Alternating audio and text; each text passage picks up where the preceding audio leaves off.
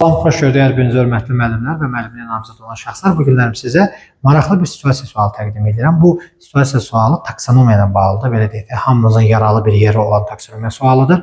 Və taksonomiya ilə bağlı olan bu suala gəlin bir nəzər salaq, görək bizdən nə istəyir. Şagird səhralaşma və torpaq degradasiyası mövzusunda qısa məlumat mətni oxuyur.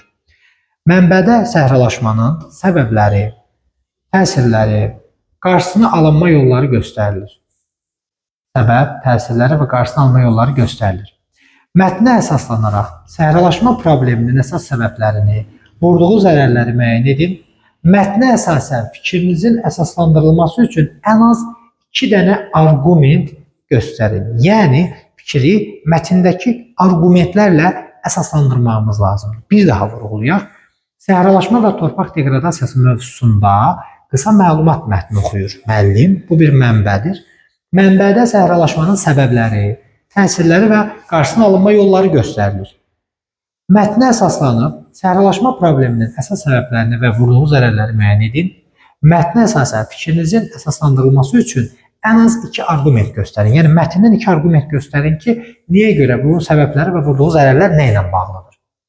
Tapşırıq şagirddə bulum idrak taksonomiyasının hansı mələsini və təfəkkürün hansı növünün inkişafına xidmət eləyir?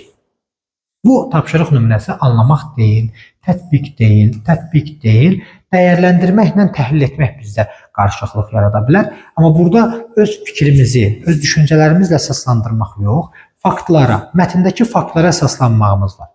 Fikri mətndəki faktlarla əsaslandırmaq isə nədir? Təhlil etməkdir. Bəs yaxşı, təfəkkürün növü nədir? Təfəkkürün növünü biz standart olaraq məntiqi tənqidi yaradıcı öyrənirik, amma sistemli, abstrakt, analitik belə təfəkkür növləri də mövcuddur.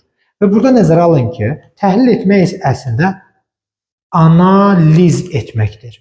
Biz analiz eləyəndə əslində analitik düşünürük. Analitik təfəkkürlə elə təhlil etmək məzmun və leksik məna baxımında bir-birindən uyğundur.